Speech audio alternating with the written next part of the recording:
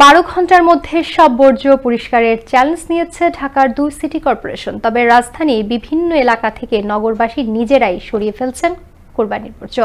রাজধানীর বিভিন্ন এলাকা ঘুরে বিস্তারিত জানাচ্ছেন সহকর্মী ফরিদুল ইসলাম অপু। ক্যামেরায় ছিলেন শাওন শাহরিয়ার। পবিত্র ঈদুল আজহার নামাজ শেষ করে দিনের প্রথম ভাগেই কুরবানি সম্পন্ন করেন রাজধানীর বেশিরভাগ মানুষ। পশু জবাই ও কাটাকাটি শেষ করার পরেই শুরু হয় বর্জ্য অপসারণ।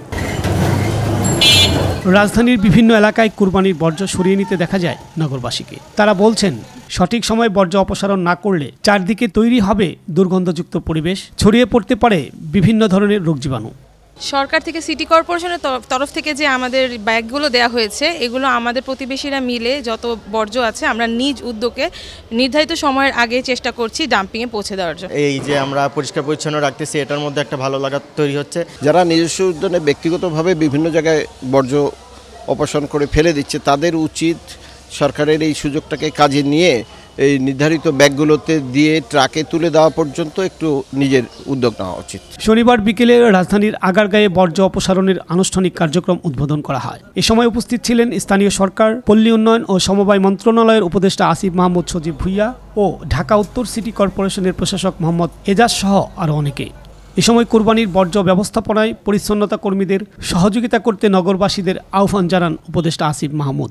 এখন মানুষের বিহেভিয়ারাল কিছু চেঞ্জ আসছে এবং পজিটিভ চেঞ্জ আসছে, যে মানুষ নিজেই বর্জ্যটা আমাদের জন্য প্রস্তুত করে রাখছেন যাতে করে আমরা সেখান থেকে নিয়ে আসতে পারি।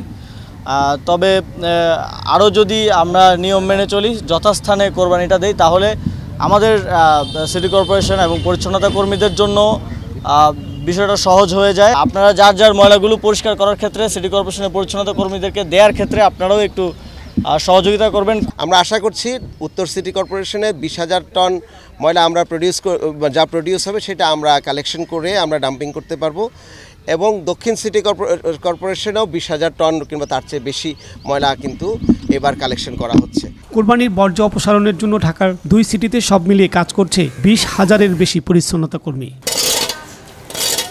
ছাত্র জনতার গণ অভ্যুত্থানে আওয়ামী সরকারের পতনের পর অনেকটাই ভেঙে পড়েছে স্থানীয় সরকার ব্যবস্থাপনা। বর্তমান ঢাকা সিটি কর্পোরেশন প্রশাসক দ্বারা পরিচালিত হলেও ঢাকাবাসীদের বর্জ্য অপসারণে অনেকটা হিমশিম খেতে হচ্ছে। তাই ঈদকে ঘিরে কুরবানির এই বিশেষ যজ্ঞ বর্জ্য অপসারণে যেন বিড়ম্বনায় পড়তে না হয় নগরবাসী, এমনটাই প্রত্যাশা। ফরিদুল ইসলাম অপু, আনন্দ টিভি, ঢাকা।